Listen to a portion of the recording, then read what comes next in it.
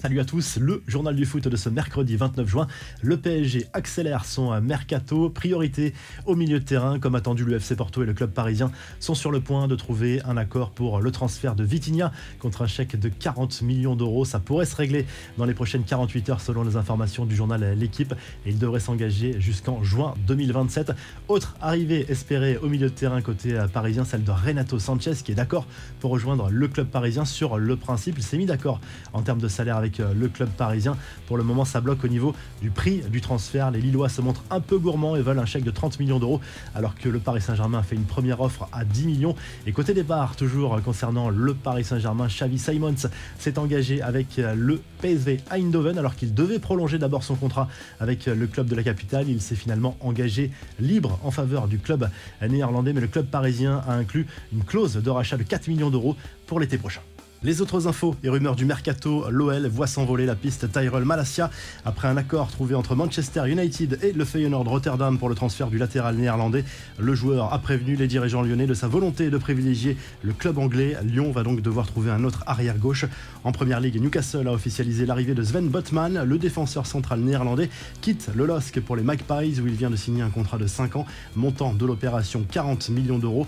Rafinha, lui, est peut-être en train d'échapper au FC Barcelone. Le Brésilien pourrait prendre la direction de Chelsea lors du mercato estival. Selon Sky Sports et The Athletic, les Blues ont formulé une offre d'environ 64 millions d'euros pour l'ailier de Leeds. Arsenal est en train de se faire doubler dans ce dossier. Les infos en bref, après les fuites, la présentation officielle, le maillot domicile du PSG pour la saison 2022-2023 vient d'être dévoilé par l'équipementier Nike. Il marque le retour de la fameuse bande blanche entourée par deux bandes rouges beaucoup plus fines de chaque côté.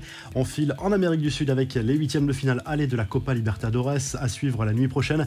Un duel à 100% argentin entre Vélez Sarsfield et River Plate. Les Paraguayens de Cerro Porteño reçoivent Palmeiras. Flamengo joue sur la pelouse des Colombiens du Deportes Tolima. La nuit dernière, le choc de la soirée opposait les Corinthians à Boca Juniors. Score final 0-0 pour cette première manche au Brésil.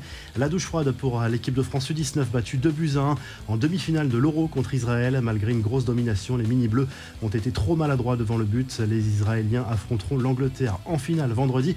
Lionel Messi et Franck Ribéry se sont croisés sur leur lieu de vacances dans une soirée à Ibiza. Les deux joueurs ont longuement échangé, comme le montrent plusieurs vidéos diffusées sur les réseaux sociaux. Une rencontre dans une célèbre discothèque de l'île des Baléares. Luis Suarez, Ferran Torres et Cesc Fabregas étaient également présents.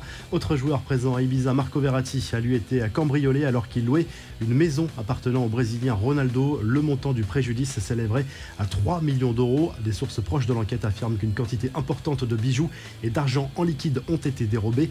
Enfin, Kylian Mbappé continue de profiter de ses vacances aux États-Unis. L'occasion pour lui de mettre sa célébrité à l'épreuve de l'autre côté de l'Atlantique. La star du PSG a reçu une belle ovation lors d'un match de WNBA.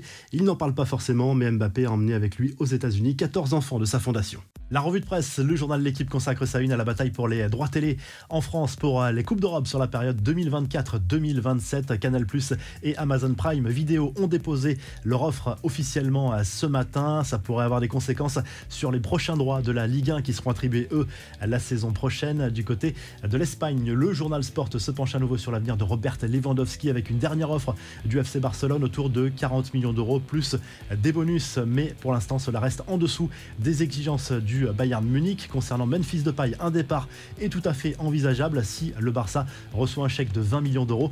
Et en Italie, le Corriere dello Sport consacre sa une à l'arrivée de Romelu Lukaku à l'Inter Milan. Chelsea est enfin tombé d'accord avec le club italien pour un prêt payant sans option d'achat. Si le journal du foot vous a plu, n'hésitez pas à liker, à vous abonner pour le retrouver très vite pour un nouveau journal du foot.